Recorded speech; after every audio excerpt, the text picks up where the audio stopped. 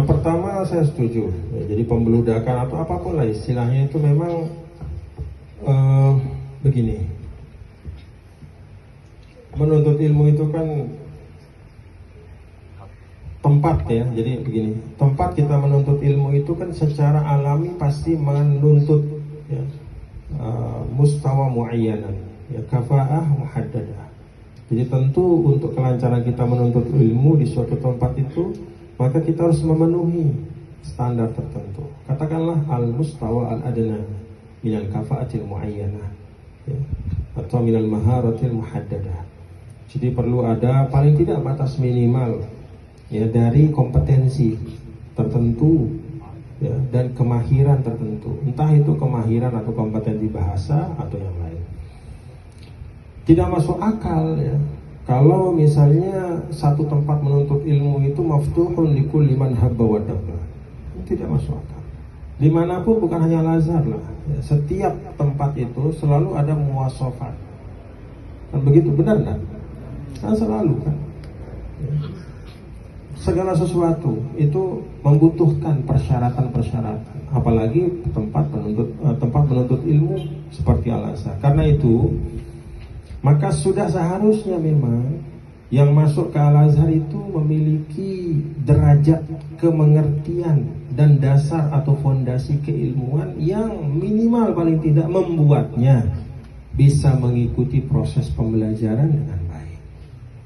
Tentu maksudnya ini bukan begitu masuk langsung ngerti semua, tapi dengan dasar itu dia bisa yartaqi, ya, yartaqi, yatazawwad, yataqaddam, naik, nambah bekalnya, maju ke depan. Nah, karena itu maka kalau ada yang disebut dengan seleksi, ya memang sewajarnya. Nah, tinggal apa yang diseleksi. Nah, selama ini kan yang diseleksi adalah kompetensi bahasa. Lalu karena melihat ya, ada beberapa kejadian di Mesir di mana ternyata ada mahasiswa yang mohon maaf ditangkap oleh aparat keamanan karena ikut pada hal-hal yang tidak sesuai dengan manhaj Al-Azhar itu sendiri.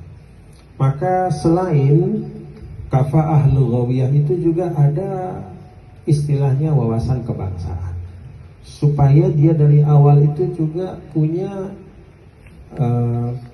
manhaj tafkiri watani tawassuti. Dia punya wawasan kebangsaan yang jelas ya, dan juga pemikiran keislaman yang tawassul, wasatiyah. Maka ada kerjasama dulu Kementerian Agama dengan Markazul Azhar yang sering disebut Pusibah itu. Jadi Pusibah itu sebenarnya menjalankan saja amanah dari Kementerian Agama, amanah dari Munazomah di sini untuk melakukan proses ya, tes itu. Nah, itu semua di bawah supervisi dari sini. Maksudnya apa? Ya itu tadi, yaitu supaya ya paling tidak terseleksi lah begitu. Jadi kalau dari sisi pintu yang ini ya, itu sebenarnya sudah ada proses